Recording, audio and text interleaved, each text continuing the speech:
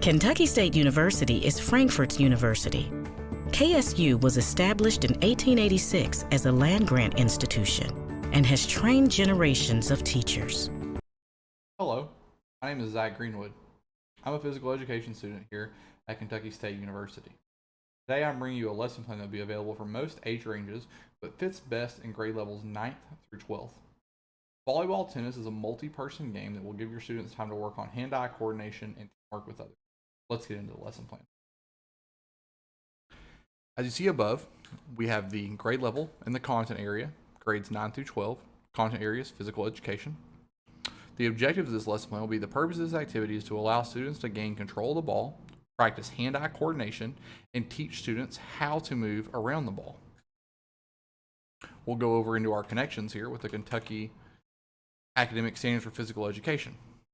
HS.S1.1 demonstrate the mastery of skills and tactics needed to participate in 2 or more lifetime activities. Demonstrate competency in movements and manipulative skills needed in game-like situations.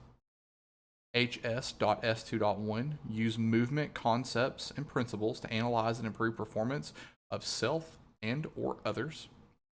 HS.S2.2 describe the mechanical principles, including but not limited to force, rotation extension, or leverage that apply to movement skills in physical activities, and analyze their contribution to improving movement performance.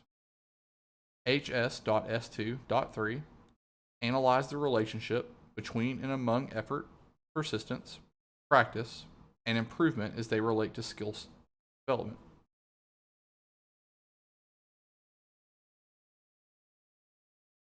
HS.S4.1 interact positively in social and group interactions through the use of communication skills, critical thinking,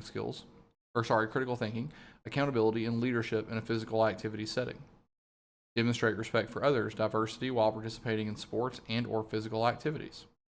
Apply conflict resolution / mediation skills when participating in sports and or recreational activities. Explain how ethical behavior and positive social interaction impact effective participation in sports and physical activities. Apply rules of behaviors and fair play in a variety of physical activities, sports, and games as a competitor and or spectator.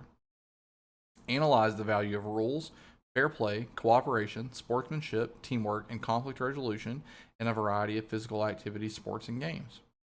Examine moral and ethical conduct in specific competitive situations, including but not limited to intentional fouls, performance against acceptance, gambling, and or current event in sports. As we go back over to the assessment here, you see that teachers can observe and assess if a student can control the ball, make sure contact point is in the right spot, sportsmanship, movement, and rules. Teaching suggestions. Be sure to tell students that they are not using full swings, only half a swing. Racket starts next to them and only moves slightly forward to tap the ball on both sides. Utilize space and equipment in a way that maximizes participation. If necessary, increase the number of students on a court. Adaptations for students with disabilities. This activity can be started with a smaller racket that have short handles, make it easier to control the racket. You may use a bigger ball so it's easier to see and hit, and the net can be lower to make it easier. The resources. Tennis racket or paddles of some sort, tennis ball for each pair of students, tennis court or an area where a net can be put about 3 feet high, and a mini tennis court. Use the service boxes. Procedures. Setup. There may be 4 students to a court. Each pair gets half the court on each side of the net.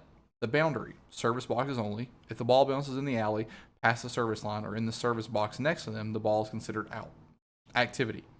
Each pair of students stands on the service line on the opposite sides of the net. You can have students start closer or move back once they get the idea. One player has the tennis ball, drops it in front of them, and taps the ball over the net to the other side. The ball must land in the service box in order to be considered good. Rules. Ball is only allowed to bounce once. The person starting at the point must drop the ball, let it bounce once, and then tap it over the net. After the point begins, student must tap the ball to self only once before tapping it over. Bouncing to self before hitting it over to find. When the ball comes across the net, let it bounce, then tap the ball up so that you are able to hit it over after it comes back down, hits the ground, and begins to go up. This pattern of play continues until someone hits the ball out of bounds. Ball bounces twice. or the ball falls into the net.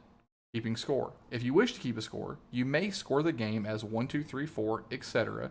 You can play games up to 11 or 21 and then have the winners play winners and unlucky play unlucky. The game could also be made into a cooperative challenge with partners trying to get as many hits in a row as they can. Some variations I have is to play a double version, have 2 students on one side and 2 on the opposite side using all 4 service boxes.